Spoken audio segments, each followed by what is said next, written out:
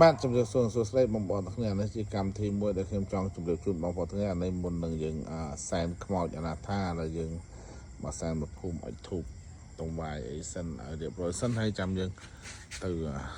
ไปภูมินั่นไงต่อมายังรีบจ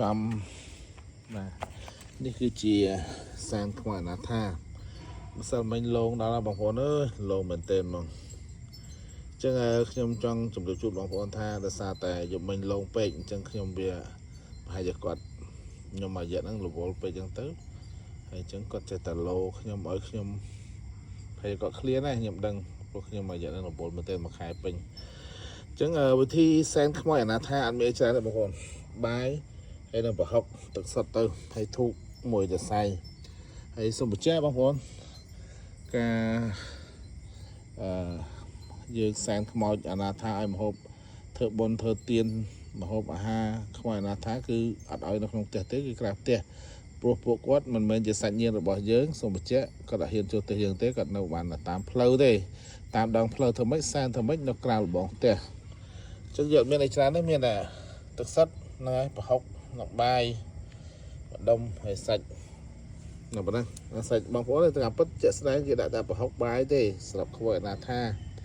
ចឹងខ្មោចអាណាថានេះខ្ញុំជម្រាបជូនថា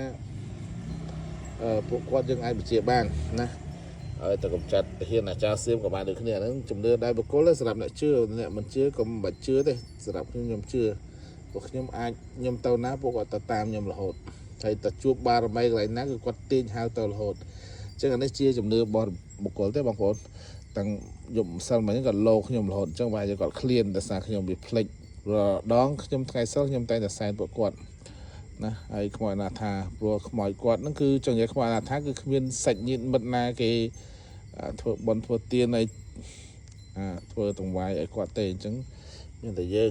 ហ្នឹងហើយបងប្អូនអាចចង់ធ្វើបានដូចខ្ញុំអញ្ចឹងណាមានទឹកសុទ្ធមក10ប្រហុកសំខាន់ប្រហុកបាយហើយទឹកសុទ្ធឲ្យធូបមួយសរសៃសម្រាប់ខ្មោចអាណាថាយកទៅណាបងប្អូនអរគ្នាអត់មានពិបាកទេបានមានប៉ុណ្ណឹងអញ្ចឹងខ្ញុំសូមធ្វើពិធីបួងសួងបន្តិច